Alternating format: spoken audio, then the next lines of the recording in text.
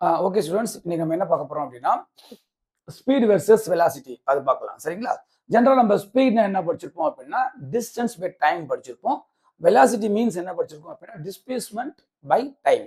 இதுல வந்து பாத்தீங்க அப்படின்னா speed is a scalar quantity. Scalar means என்ன அப்படின்னா just have A number, value மட்டும் இருக்கும்.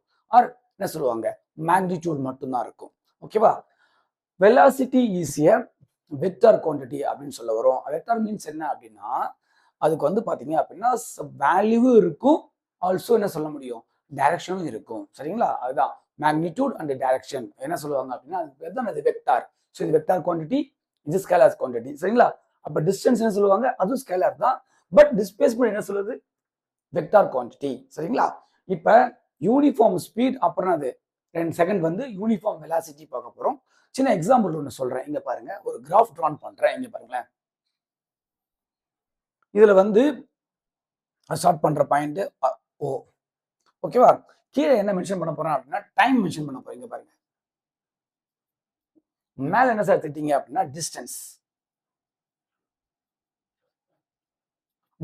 மென்ஷன் பண்ணியிருக்கேன். இந்த கிராஃப்ல ஃபார் எக்ஸாம்பிள்ஸ் நான் உங்களுக்கு ஈஸியா புரியுமே சொல்றேன். ஒரு பையன் என்ன பண்றான் அப்படின்னா பைக் எடுக்கிறான். ஸோ பைக் எடுக்கும் போது இனிஷியலி பார்த்தீங்கன்னா பைக்கோட டைம் என்ன, டைம் டேக்கன் இங்க 0 எடுத்துக்கிட்டேன். அப்ப டிஸ்டன்ஸும் 0 இருக்கும். பைக்கை ஸ்டார்ட் பண்றான், என்ன கொடுப்பாங்க, கிவ் த ஆக்சிலரேஷன் கொடுக்குறாங்க. ஸோ அது கொடுத்த உடனே அந்த பைக் என்ன கொஞ்சம் கொஞ்சம் மூவ் ஆரம்பிக்கும். நான் என்ன பண்றேன் அப்படின்னா ஒரு 40 கிலோமீட்டர் ஸ்பீட்ல அப்படியே போயிட்டு இருக்கேன், சேஞ்ச் பண்ணவே இல்லை. உங்க ஸ்பீடோமீட்டர் காமிக்குது, என்ன காமிக்கும், 40ல இருக்கு. அந்த ஸ்பீடோமீட்டரோட முழு இருக்கும் பார்த்தீங்கன்னா நிலையில அது என்ன காமிக்குது, 40 கிலோமீட்டர் பர் ஹவர். அப்படி மீனிங் என்ன அப்படின்னா ஃபர்ஸ்ட் 1 ஹவர்ல அவன் டிராவல் பண்ற டிஸ்டன்ஸ் வந்து எவ்வளவு சார் அப்படின்னா 40 கிலோமீட்டர் ஃபர்ஸ்ட் 1 ஹவர். அடுத்தது 0ல இருந்து செகண்ட் 2 ஹவர்ஸ் ஆயிடுச்சு. இப்ப அப்ப 2 ஹவர்ஸ் ஆனதுக்கு அப்புறம் அவன் டிராவல் பண்ற டிஸ்டன்ஸ் எவ்வளவு இருக்கும் அப்படின்னா 80 கிலோமீட்டர். அப்புறம் 3 ஹவர்ஸ் ஆயிடுச்சு. நான் என்ன பண்றேன், ஆக்சிலேட்டர் அதுலேயே 40 தான் வச்சிருக்கேன், சேஞ்ச் பண்ணவே இல்லை. அப்ப என்ன இருக்கும், 120 கிலோமீட்டர். இப்ப பாத்தீங்க அப்படின்னா யூனிஃபார்ம் ஸ்பீடு பார்க்க போறேன். இது ஃபர்ஸ்ட் 1 ஹவர் நல்லா வச்சுக்கோங்க. 1 - 0 = 1 ஹவர். ஓகேவா? ஃபர்ஸ்ட் 1 ஹவர்ல அவன் டிராவல் பண்ற டிஸ்டன்ஸ் எவ்வளவு சார் அப்படின்னா இங்க எவ்வளவு இருக்கும், 40 கிலோமீட்டர். என்னன்னா 40 - 0. அடுத்த 1 ஹவர் இங்க பாருங்க, இதோ போட்டிருக்கேன். இங்க பாருங்க, அடுத்த 1 ஹவர். அப்ப 2 - 1 = 1 ஹவர். நெக்ஸ்ட் 1 ஹவர்ல பாக்குறேன். இங்க பாருங்க என்ன இருக்கு, 80. இங்க பாருங்க 80 - 40 என்ன வரும், 40 கிலோமீட்டர். கரெக்டா? அடுத்த 1 ஹவர் இங்க பாருங்க, 3 - 2 = 1 ஹவர். நெக்ஸ்ட் 1 ஹவர்ல அவன் எவ்வளவு டிஸ்டன்ஸ் டிராவல் பண்ணிருப்பான் பாத்தீங்க அப்படின்னா 120 - 80 = 40 கிலோமீட்டர். அப்ப யூனிஃபார்ம் ஸ்பீட் அப்படின்னு பார்க்கும்போது இங்க பாக்குறோம், இந்த இடத்துல speed S1 = distance by time. அப்ப 40/1 = 40 கிலோமீட்டர் பர் ஹவர். செகண்ட் இங்க பார்ப்போம். இங்க பார்க்கும்போது இங்க பாருங்க, செகண்ட்ல பார்க்கும்போது S2 ஸ்பீட் இங்க பாருங்க எவ்வளவு, 40. அடுத்த 1 ஹவர். அப்ப 40 கிலோமீட்டர் பர் ஹவர். பாத்தீங்களா? இங்க தேர்டு பார்ப்போம். தேர்ட்ல பார்க்கும்போது 1 ஹவர்ல 40 தான் போயிருக்காங்க.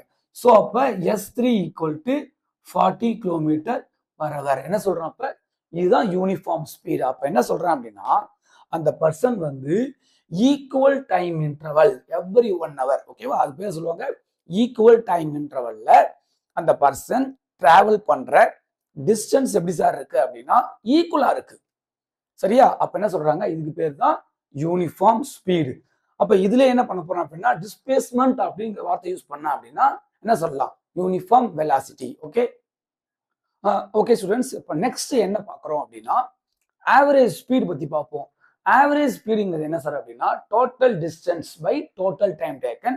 அதே மாதிரி ஆவரேஜ் வெலாசிட்டினா என்ன சார் அப்படின்னா total displacement by total time taken. So இப்போ நியூமரிக்கல் போடும்போது எப்படி அப்ளை பண்ணலாம் அப்படிங்கிறத ஃபர்ஸ்ட் பார்க்கலாம்.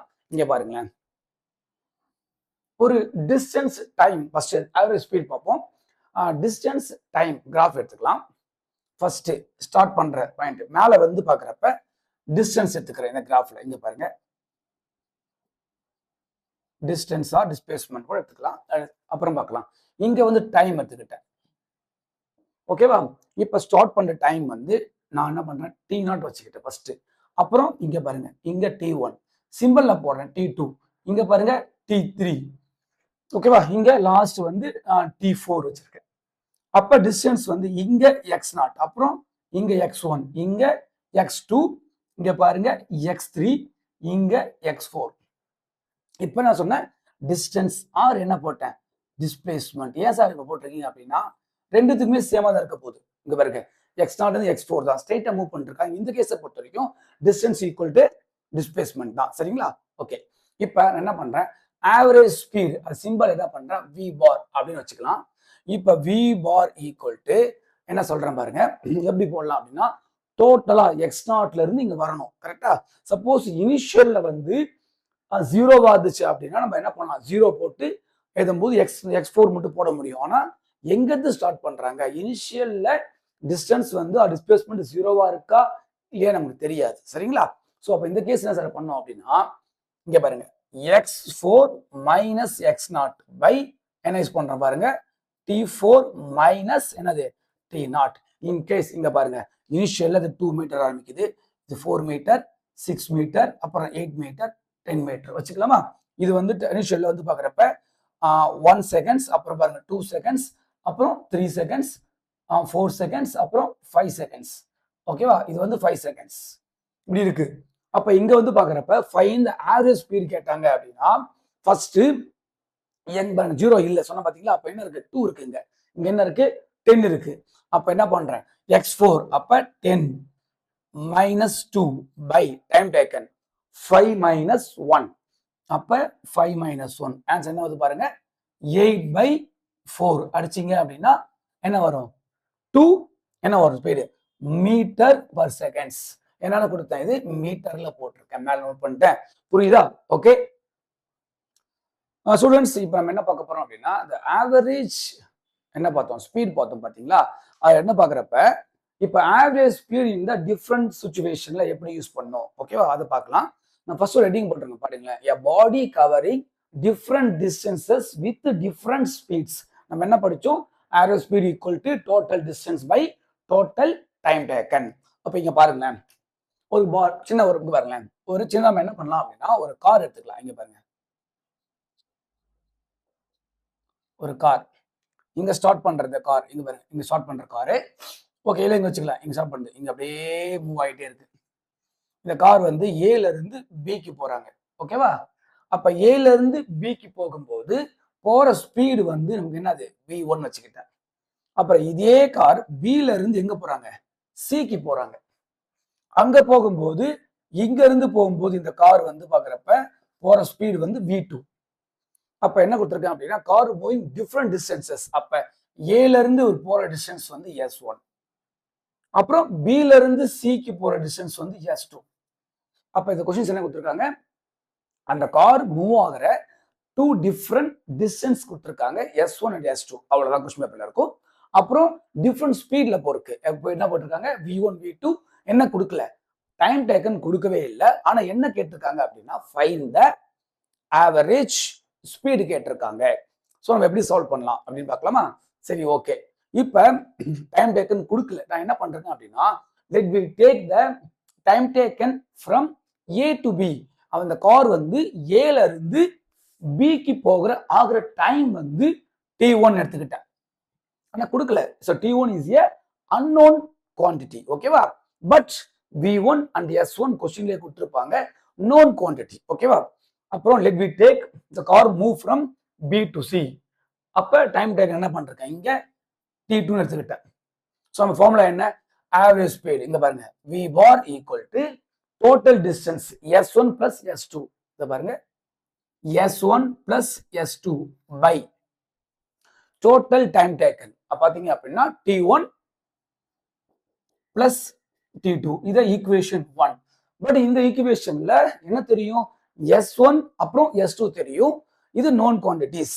ஆனா T1 அண்ட் T2 நமக்கு தெரியாது. அது வந்து என்ன சொல்றாங்க, unknown quantities. இப்போ என்ன பண்ண போறோம் அப்படின்னா பிசிக்ஸ் பொறுத்த வரைக்கும் the unknown quantity யாரு T1 T2 is replaced by known quantity யாரு V1 தெரியும் S1 தெரியும் V2 தெரியும் S2 தெரியும். ஸோ அதை வச்சு என்ன பண்ண போறேன் ரீப்ளேஸ் பண்ண போறேன். சரிங்களா? இப்போ பாருங்க அப்படின்னா இந்த ஃபார்முலா இங்க பாருங்க, இது 3 கேஸ் எடுத்துக்கலாம். இங்க பாருங்க ஜெனரல் ஃபார்முலா இதை பாருங்க, ஸ்பீடு ஈக்குவல் டு என்ன ஃபார்முலா டிஸ்டன்ஸ் பை இங்க என்ன வரும் அப்படின்னா டைம் வரும். சரிங்களா? அடுத்து பாத்தீங்க அப்ப இந்த கேஸை பொறுத்த வரைக்கும் கமா இங்க பாருங்க, இதுல வந்து V2 அப்படின்னு பாத்தீங்க அப்படின்னா என்ன வரும் அப்படின்னா இங்க பாருங்க, இதுல S2 பை T2. ஓகேவா? இதை பொறுத்த வரைக்கும் எனக்கு என்னது V1 S1 தெரியும், ஆனா T1 தெரியாது. அப்ப T1 ஈக்குவல் டு என்ன பண்ண போறேன் அப்படின்னா S1 பை V1 போடுறேன். ஸோ அதே மாதிரி இங்க பாருங்க T2 ஈக்குவல் டு என்ன பண்றேன் அப்படின்னா S2 பை V2. அப்ப இந்த ஈக்குவேஷன்ல T1 replaced by S1 by V1, T2 replaced by S2 by V2. கரெக்டா? அப்ப therefore இங்க பாருங்க average speed V bar equal to இங்க பாருங்க S1 plus S2 by T1 equal to S1 by V1. அப்ப பாத்தீங்க அப்படின்னா S1 by V1 plus இங்க S2 by V2. இப்ப பாத்தீங்க அப்படின்னா கொஸ்டின் பேப்பர்ல S1 V1 தான் கொடுத்திருப்பாங்க. பட் என்ன கேட்டிருக்காங்க ஆவரேஜ் ஸ்பீடு கேட்டிருக்காங்க. நம்ம என்ன பண்றோம் அந்த T1 T2 என்ன பண்ற ரீப்ளேஸ் பண்ணிருக்கேன். எப்படி பண்ணிருக்கேன் by using the known quantities. இப்ப புரியுதா? Okay okay. இப்ப பார்த்தா என்ன பார்த்தோம் V bar equal to S1 plus S2 by S1 by V1 plus S2 by V2. ஆனா இந்த கேஸ்ல இந்த 2 டிஃபரண்ட் டிஸ்டன்ஸ் போட்டோம் பாத்தீங்களா, அது ரெண்டுமே ஈக்குவலா இருக்கு. In case S1 equal to S, S2 equal to S. அப்ப என்னன்னா அந்த கார் வந்து டிராவல் பண்ற ரெண்டு டிஸ்டன்ஸுமே அது ஈக்குவலா இருக்கு, ஆனா டிஃபரண்ட் ஸ்பீட்ல போயிட்டு இருக்கு. ஏல இருந்து பிக்கு போகும்போது ஸ்பீட் V1, பில இருந்து சிக்கு போகும்போது ஸ்பீட் V2. அப்ப இந்த ஈக்குவேஷன் 2ல என்ன பண்றேன் அப்படின்னா இந்த பாருங்க ஆவரேஜ் ஸ்பீட் ஈக்குவல் டு இதுவும் S தான் இதுவும் S தான். அப்ப S பிளஸ் S பை இங்க பாருங்க S பை V1 பிளஸ் இங்க பாருங்க S பை V2. அப்ப என்ன பண்றேன் பாருங்க இங்க ஈக்குவல் டு பண்றேன் S பிளஸ் S என்னாச்சு 2S பை இந்த S காமனா இருக்கு வெளியே எடுத்தாச்சு. அப்புறம் என்ன ஆகும் 1 by V1 plus 1 by V2. புரியுதா பாருங்க இந்த S கேன்சல்.